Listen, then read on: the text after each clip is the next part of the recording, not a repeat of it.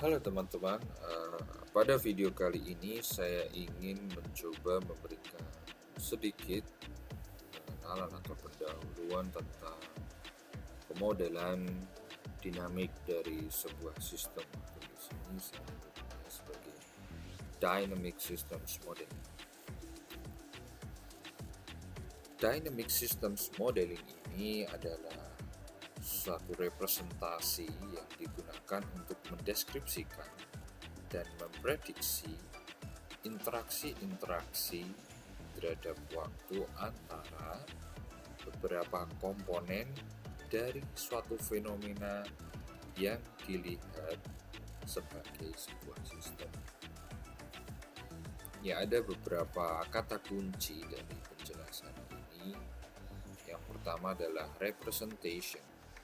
Jadi proses pemodelan dinamik dari sebuah sistem ini merupakan proses merepresentasikan. Nah, apa sih sebetulnya yang direpresentasikan? Di sini ada kata kunci selanjutnya yaitu interactions over time. Interaksi terhadap waktu. Interaksi antara apa saja sih sebetulnya? Between multiple components of a system. Nah, apa sih multiple components of a system? Contohnya, telah kita ketahui bahwa sebuah sistem paling tidak memiliki 3 buah komponen. Nah, yang pertama adalah komponen input atau masukan. Kemudian yang kedua adalah proses dari sistem tersebut. Dan yang ketiga adalah output atau keluaran dari sistem tersebut. Nah, sebetulnya proses pemodelan ini proses yang ingin menunjukkan representasi interaksi antara komponen-komponen tadi terhadap waktu. Fakta selanjutnya yang perlu kita pahami adalah dynamic models of a chemical process consist of differential equations. Nah, apa sih maksudnya di sini? Jadi, pemodelan dinamik dari sebuah proses kimia itu terdiri dari persamaan-persamaan diferensial. Sebetulnya bukan hanya proses kimia, bukan hanya sistem yang berkaitan dengan kimia, namun seluruh sistem yang ada di dunia ini dapat didekati dengan persamaan diferensial. Kemudian, yang selanjutnya yang perlu kita pahami adalah dynamic behavior can be obtained through two approaches. Perilaku dinamis dapat diperoleh melalui dua pendekatan. Pendekatan yang pertama adalah empirical method atau metode empiris. Yang kedua adalah analytical method atau metode analitik. Kita awali dengan metode empirik atau empirical method. Metode empirik ini sebetulnya atau secara sederhana kita pahami sebagai eksperimen yang berusaha untuk memanipulasi input atau masukan dari sistem, kemudian kita amati keluaran dari sistem tersebut.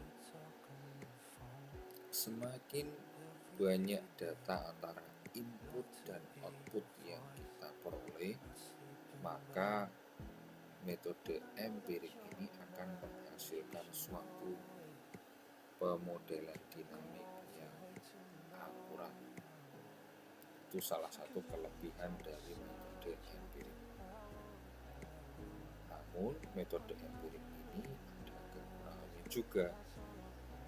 Di antaranya adalah time consuming atau terlalu memakan banyak waktu, kemudian mahal karena kita perlu mencoba atau menguji coba sistem tersebut dengan memanipulasi inputnya dan mengambil data outputnya atau mengambil data outputnya dengan jumlah yang cukup. Kemudian kita beralih ke metode analitik. Untuk metode analitik ini sebetulnya adalah metode yang berdasarkan kepada hukum-hukum sains yang berlaku dari sistem tersebut. Nah, kekurangan yang ada pada metode ini adalah sulit diterapkan untuk proses-proses yang kompleks karena akan terlalu banyak hukum-hukum sains yang terlibat, sehingga untuk mendapatkan persamaan yang sederhana akan menjadi sangat sulit. Kemudian yang selanjutnya adalah oversimplification.